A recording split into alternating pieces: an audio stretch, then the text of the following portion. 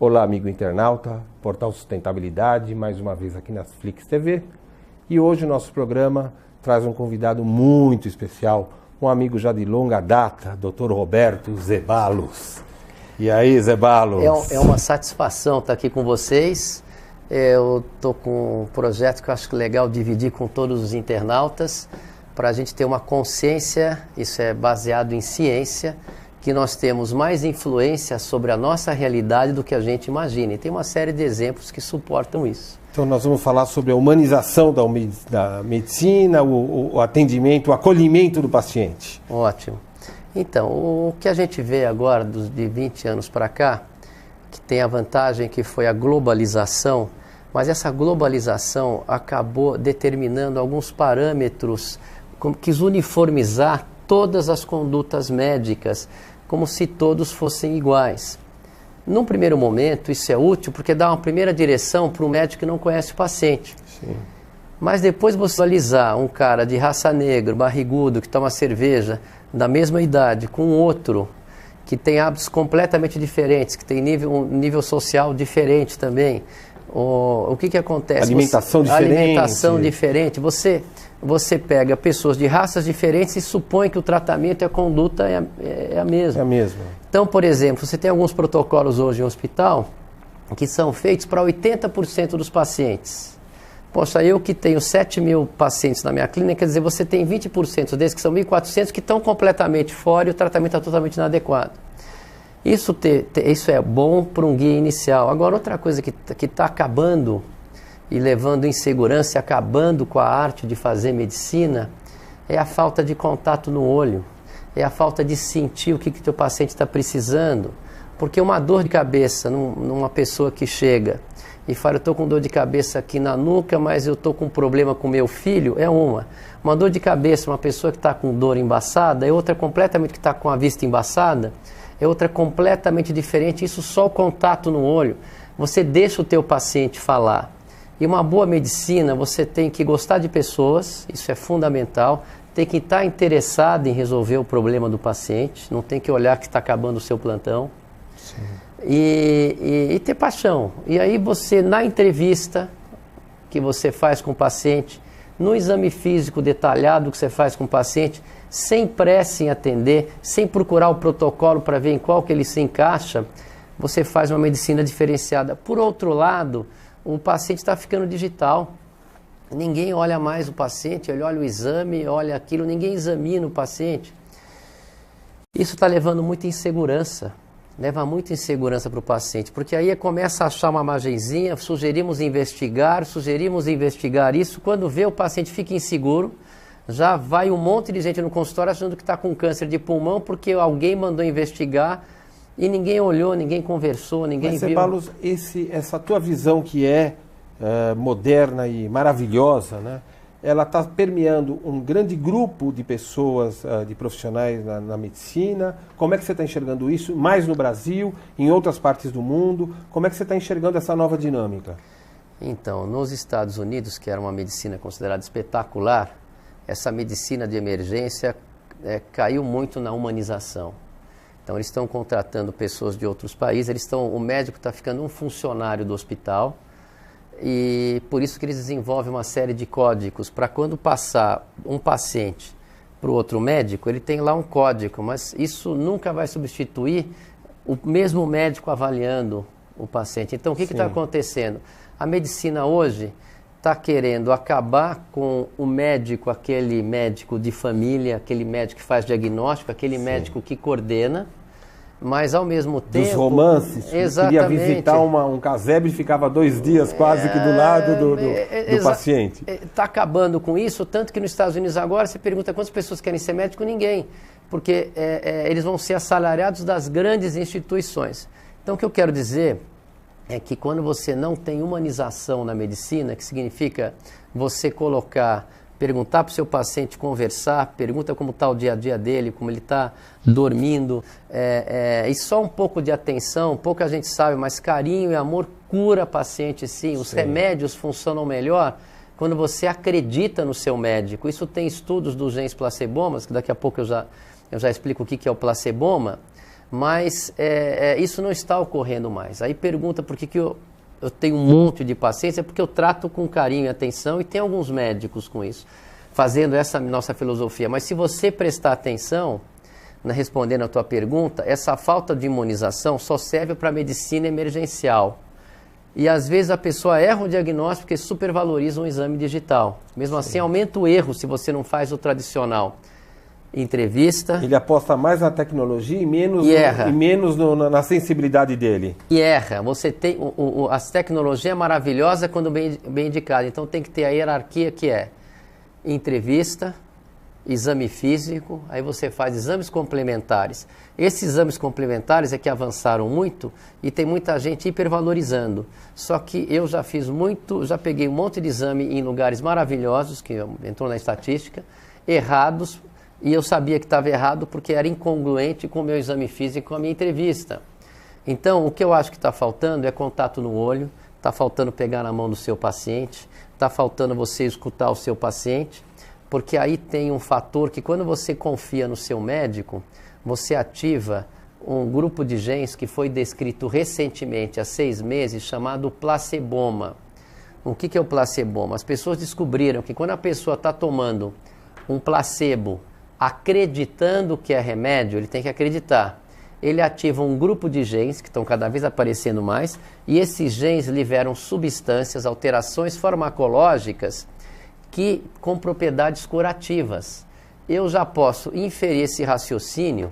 Se o paciente acredita no seu médico, o remédio funciona melhor. Sim. Eu já tive vários casos assim. Se o placebo funciona, acreditar no médico, o remédio funciona muito mais. Veio um paciente que tinha passado, eu não sabia, tinha passado pelos melhores pneumologistas. Eu olhei para ele, era um rapaz jovem, eu falei, é claro que você está com asma, eu vou te curar. É só eu curar a tua sinusite que vai melhorar a tua asma, porque o foco infeccioso está agravando. Imagina, não precisa tomar esse remédio, que não que viesse um biofármaco, que é um remédio de 20 mil reais por mês. Para com isso, vamos tratar o foco infeccioso. Ele acreditou tanto em mim que não precisou mais de remédio depois. E aí os médicos que perguntaram para ele o que aconteceu, não, ele me deu esse tratamento. Aí depois eu vi a lista dos médicos e falei, nossa, são meus colegas excepcionais, eles tinham dado remédios parecidos, mas o menino tem tanta sorte que eu escolhi outros que ele não conhecia. E funcionou, e eu perguntei, o que aconteceu? Como é que me respondeu tanto? Ele falou, o senhor foi o único que não desistiu de mim, os outros já estavam desistindo de mim. Então, mostrando o efeito no gene placeboma, já cientificamente descrito, quando você tem fé num profissional. Por exemplo, eu tenho alguns pacientes que hoje estão com 90, que eu acompanho desde os 78 anos de idade. Já tivemos algumas histórias juntos. Então, quando eu chego no pronto-socorro para vê-lo, já resolvi 2, 3 situações importantes. Quando ele me vê, eu não sei se eu vou resolver, mas ele já vê, agora eu vou ficar bom. Oba, agora... E já tem essa melhora, Então, o que a gente não pode esquecer é desse lado humano. E a humanização vai vir agora com tudo, em todo o ramo vai ter que vir humanização. O próprio defeito zero tinha humanização. O Steve Jobs foi a primeira pessoa que deixou esse aparelhinho que você tem toda hora que você pega no bolso, e deve ter gente agora que está olhando o WhatsApp dela enquanto nós estamos falando. Sim, sim. Esse aparelho, ele é humanizado. Quem teve essa ideia foi o Steve Jobs, porque é você que está lá dentro, tem seus pensamentos, tem seus amigos, ele é individualizado. E a humanização é uma coisa que estava carente e hoje é muito necessário, porque a quantidade de informação que você recebe durante o dia hoje é muito grande. É infinita. Hoje, outro dia eu estava ouvindo que um menino de 7 anos tem mais informação do que o imperador de Roma tinha na época dele. E essa informação que vai entrando, gerou algumas outras condições psicológicas e psiquiátricas que os modelos de tratamento não são adequados. Porque a pessoa é invadida por informação, ela fica com ansiedade, perde o controle e vem com depressão. Não porque teve um problema com o vizinho quando tinha 6 anos de idade, não é isso. É toda uma circunstância que não existia quando criaram os modelos terapêuticos psicológicos. Então tem que ter toda uma nova reestruturação em cima disso. Dado o modelo de vida atuante. Inclusive, já que tem alguns internautas que certamente estão procurando o nome do Dr. Zeballos, do amigo Roberto, no Google, você poderá ver os depoimentos dos seus clientes, todos eles dizendo exatamente isso que ele está dizendo, né? Que Puxa, o Dr. Zé Balos é um grande amigo, o Roberto é isto, o Zeba é aquilo. É verdade. Quer dizer, as pessoas te chamando de uma forma carinhosa, e eu acho que é por causa disso que você acabou editando esse livro belíssimo.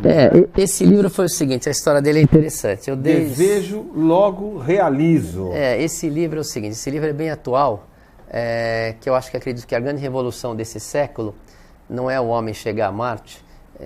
Eu acho que vai ser algo tão importante quanto a invenção do fogo, ou a invenção da roda, que é a conscientização que nós temos uma influência direta na nossa realidade, e para isso basta a gente fazer um pouco mais de introspecção, refletir e ver aonde a gente quer estar, ver com o nosso coração onde a gente quer estar. A gente é feito de energia, e quando você fecha um átomo, ele é feito de energia. O 90% do átomo é energia, tudo é energia. O que faz, dentre as infinitas possibilidades descritas pela física quântica, você experimentar uma só, que é essa realidade que nós estamos experimentando agora, ela é fruto de um desejo sincero, com o coração e objetivo. Então você pega até no Facebook, o pessoal fica rodando alguns dizeres, falaram que foi o Einstein que falou isso, mas na realidade, não sei se foi ele que falou, mas o que está escrito lá vai bem do nosso encontro, quer dizer, sintonize na realidade que você quer, e essa é a realidade que você vai alcançar. Isso é inevitável, isso não é filosofia, isso é física. Na realidade, a gente vive só uma consciência de cada vez. Quando você é fruto, a realidade que você está vivendo hoje, quem está nos assistindo, que nós estamos vivendo aqui, é uma realidade que ela é secundária a uma série de emoções que modulam a energia, e essa energia nos traz para o universo de materialização. Vou dar um exemplo para ficar mais fácil. Tem um pessoal que faz yoga que diz que quando você chega no plana, que você não pensa em nada. Eu nunca fiz isso. Eu prefiro pensar em alguma coisa, porque você só tem uma realidade quando tem uma consciência. Sim. Então você perde a consciência, não pensa em nada, e a energia é pura. Quando você começa a pensar, essa energia automaticamente vai se levar para um universo dentre os infinitos. Em outras palavras, você vive fruto da sua imaginação. Você vive o que é fruto da sua emoção. Nós temos alguns inimigos que são as emoções punitivas. Então, quer dizer, tem até uma ou técnica... desorganizadas, ou desorganizadas. Emoções mal trabalhadas. Isso. Porque o que para mim está claro é que o universo trabalha com projetos. Quando esse projeto envolve emoção, ele chama sonho. E o caminho até você alcançar o seu sonho, que eu acho que esse é o propósito da vida, é viver e realizar, você tem que pedir perdão, você tem que perdoar, senão você fica andando em círculos e não alcança o que você quer. Quando você alcança o seu sonho, você está um ser humano melhor.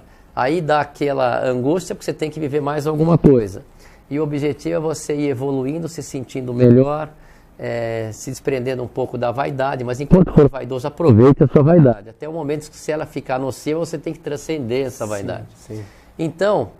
Mas é interessante que esse sentimento dessa autodescoberta, ou conhece-te a ti mesmo, por exemplo, que é uma das expressões maravilhosas de Cristo, né? Ela está em todos os níveis sociais, todos buscam, né? Exato. Quer dizer, é o pobre, então, vamos chamar assim, tanto que o pobre de espírito, biblicamente claro, falando, não é o pobre de espírito, é o pobre, não. aquele que não se conhece. Né? Não, então, o conhecer a ti mesmo é algo que a gente fica sabendo realmente o que é. Na realidade é simples, eu falo para vocês.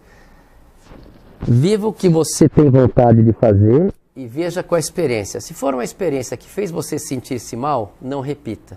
Se for uma experiência que fez você sentir-se bem, repita. É isso que você vai se conhecendo. Porque tem coisas que você não sabe se vai te tocar ou não. Por isso que você precisa viver. Esse é o conhecer a ti mesmo. Tentativa e erro. É você ver o que te faz bem, se aproxima do que te faz bem e se afastar daquilo que faz mal. Uma das coisas que é muito comum a gente ver é as pessoas engolir sapo que não precisa. Tem sapo que você precisa engolir. Dentro de um contexto, dentro dos seus sonhos, das suas ambições. Mas eu vejo muita gente engolindo sapo sem necessidade nenhuma. E quando você não está bem com você mesmo, você não consegue sorrir para alguém. E o sorrir para alguém é algo extremamente benéfico para o todo. Então, o conhecer a ti mesmo é justamente isso. Agora, como é que eu faço? Quem quer saber como é que você faz para realizar seus sonhos? Você tem que fechar os seus olhos, respira fundo 10 vezes e começa a fazer perguntas. O que eu quero para mim? O que eu quero que melhore na minha vida? Aí você fala, eu quero isso. Então você se veja naquilo. Sim.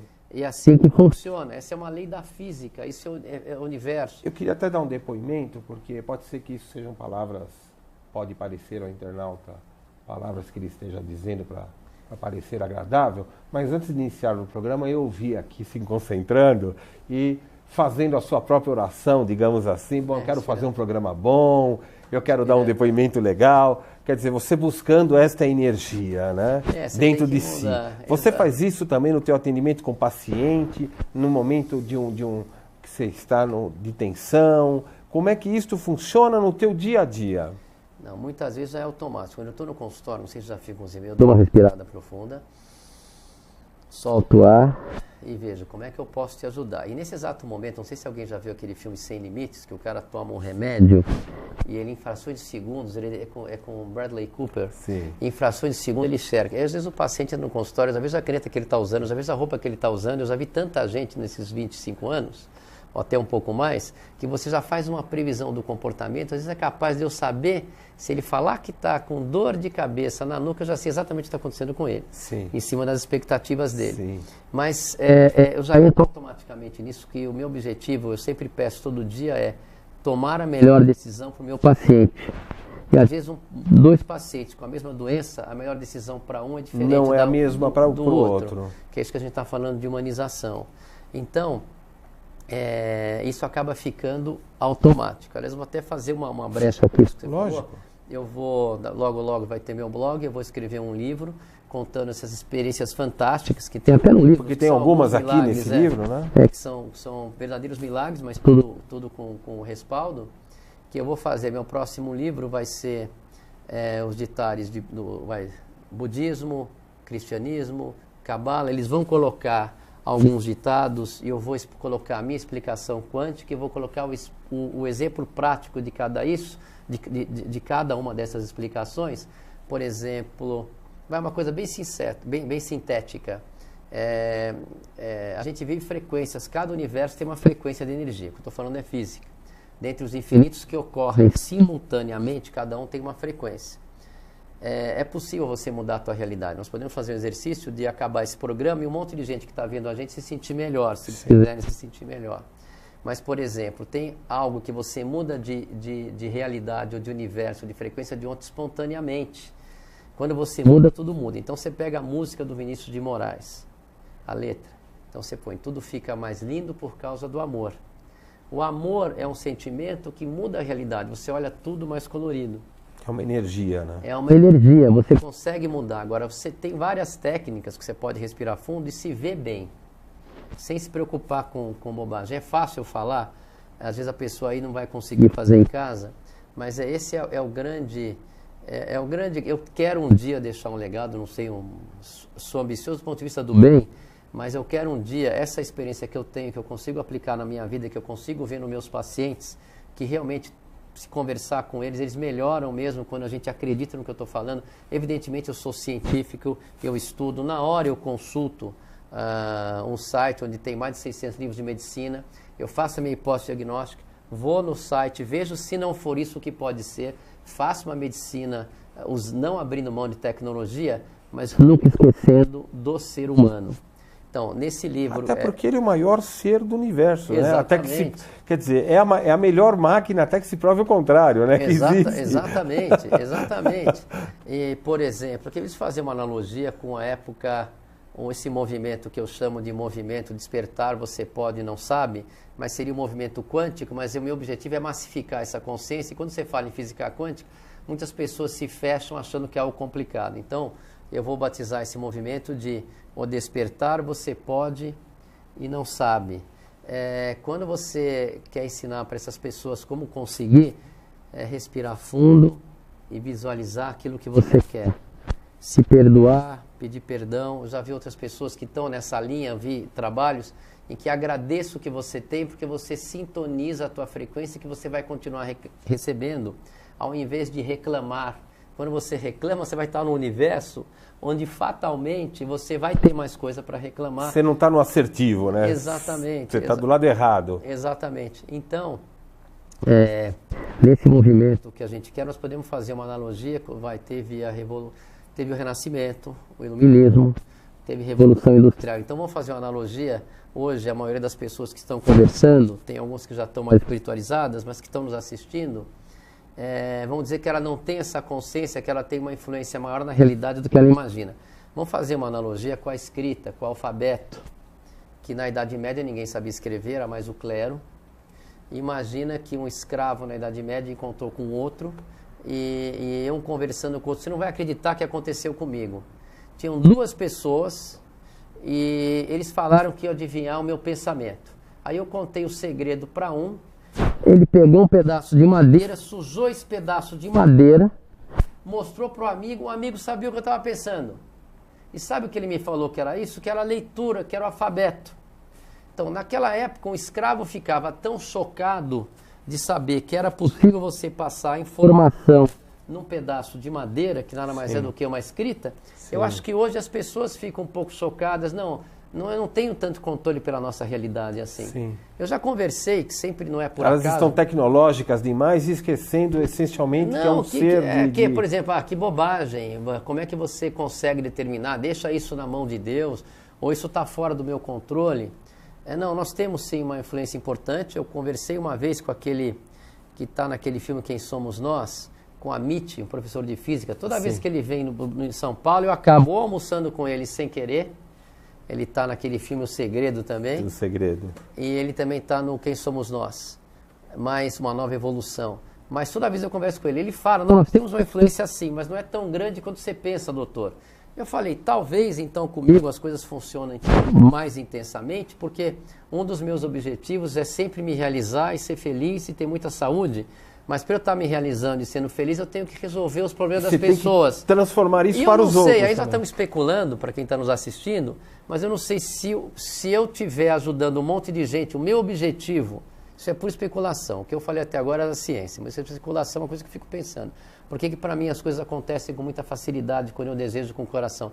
Talvez porque o meu objetivo traga benefício para terceiros. Você acredita que o fato de você conviver com pessoas que estão doentes, né, e que, na verdade, talvez a doença tenha sido educativa para elas naquele momento, isso tenha desenvolvido a tua sensibilidade, quer dizer, esse olhar, essa troca com o paciente, essa necessidade da ajuda e da troca de ajuda, como que você enxerga esse movimento? Eu acho o seguinte, eu acho que como eu sou um otimista, não sei porquê, eu sempre fui muito otimista, tudo vai dar certo sempre.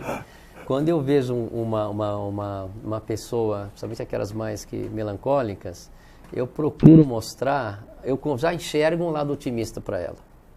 E ainda falo, se eu tiver certo, melhor para você. Então eu sempre enxergo um lado otimista para as pessoas. E aí elas passam a enxergar com o meu otimismo também. Aí o remédio funciona melhor. Agora, por que eu sou otimista, eu não sei dizer. Porque outro dia foi uma paciente, você já viu que essa não é para o meu perfil. Então ela chegou... Ela mostrou para mim, primeira coisa, um papel amarelo, velho, mostrando para mim que ela quase morreu no nascimento. Ela tem 65 anos. Ela quase morreu no dia que ela nasceu. Aí ela mostrou para mim, depois que mostrou uma sucessão de problemas que ela teve ao longo da vida. Eu falei, calma, peraí, você quase morreu no nascimento, você está aqui com 65 anos. Isso aí você esquece. Já era. Não, e ela começou a ficar brava comigo porque eu não estava valorizando os problemas que ela teve. Ela só começou a relaxar comigo, eu falei, realmente você é muito azarada. Quando eu falei que ela era azarada, eu já vi, parece que ela é raro. Ela vive o motivo da vida dela, o que mantém ela viva, ela ser azarada, e ela abraçou essa realidade e eu não vou querer mudar eu. Não é você que vai conseguir ter essa... Não sou eu que vou conseguir mudá-la. Mas o que eu acho válido é que as pessoas entrem em contato com isso e pelo menos interessem em pensar, por exemplo, vou sair sábado, hoje está cheio, o restaurante está... Não, vamos no astral de que nós vamos conseguir a mesa certa, que vai dar tudo direitinho. Vamos no lugar correto. Vamos pensar que vai ser melhor. Vocês vão ficar impressionados com a capacidade que a tua intenção tem de transformar, em determinar a realidade. Então, falando da medicina humana, o diagnóstico técnico, como é que você faz um diagnóstico? Você gosta de paciente, tem interesse em resolver o problema e não desiste, o diagnóstico sai. usa a tecnologia antiga de Hipócrates, mas sai. Mas essa sua forma de pensar, você está fazendo um blog agora, você vai lançar um blog, né? Já tem um monte de tema. Então, você vai ter outros, vai ter gente cooperando nisso, sozinho, você está trazendo outros colegas para esse... Não, a ideia do blog é o seguinte, eu posso até trazer outros colegas, eu já tenho um monte já escrito, por exemplo, para despertar a curiosidade. Qual é a semelhança entre afinar um violão e realizar seu sonho? Eu quero que, de várias maneiras, a pessoa perceba que tudo é física e frequência de onda. Então, vai dar o despertar. Qual é a semelhança? A semelhança é muito simples. Quando você está afinando um violão, você está escolhendo a frequência de onda sonora adequada para o seu ouvido. Quando você está realizando um sonho, você está afinando a frequência de onda do universo que você quer alcançar. É isso. E aí você pega, eu falo dos trabalhos de Harvard. Tem um trabalho de Harvard que pegaram 3 idosos de 85 anos e mandaram toda noite eles se imaginarem 10 anos mais novos. 5 anos depois, todos eles com 90, a biometria deles era em torno de 78, não de 85. Só para mostrar que isso é influência. Você pega pessoas, manda apertar um botãozinho que dá como se fosse cara e coroa, letra A ou letra B. Você manda apertar. Você põe uma máquina apertando, dá 50%, 50%. Se você bota um ser humano e projeta um monte de letra A para ele, isso aí sobe para 60%, 70%A, 30% B, porque houve uma intenção que transformou aquela realidade. Certo. Tem uma série de evidências mostrando a intenção. O grande propósito disso, que eu acho que é o grande objetivo, que esse conhecimento tem mais de 5.000 anos. Tem no budismo, tem no Cabala, tem na Bíblia. Mas é que hoje nós temos dois fatores importantes que vão tornar essa conscientização possível. Um é uma tecnologia que deixa o cara tão estressado que a introspecção se torna uma necessidade. Se eu for querer aplicar essa tecnologia nos anos 50, o cara ia pescar no Rio Tietê, ninguém incomodava ele, não ia querer saber de fazer introspecção para saber que ele tem uma influência nessa realidade. Porque então, ele estava já, o ato de pescar ele já estava com os seus pensamentos, estava relaxado. Mas ele não tinha consciência que ele poderia induzir a realidade dele. Sim, mas podia conversar com Deus, pedir para Deus, materializar e assim por diante. Lógico. Mas hoje nós temos a necessidade, que é muita invasão de informação, e hoje nós temos a tecnologia para massificar essa informação. Então, o meu objetivo é massificar a espiritualidade, continuar fazendo os meus diagnósticos. Aliás, eu adoro diagnóstico, não tem um monte de gente que descobriu, eu gosto de ir atrás e ir lá fazer. Você gosta do desafio do... eu gosto de diagnóstico. Tudo bem, já tem infecção urinária, tem um monte de coisa o dia inteiro, mas quando aparece um caso desse, eu gosto de ir atrás e não desisto. E quando o paciente percebe que você não desiste, acaba aparecendo. Tem vários casos que a gente tem aí que a diferença foi eu querer resolver.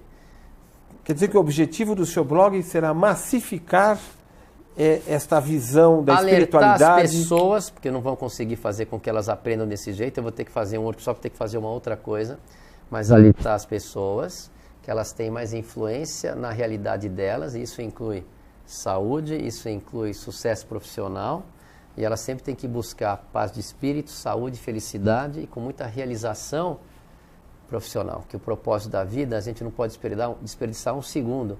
É viver com paz, viver com harmonia, não perder tempo fugindo de si mesmo. Muito obrigado, agradece a todo o pessoal aí, foi muito obrigado, uma satisfação estar aqui.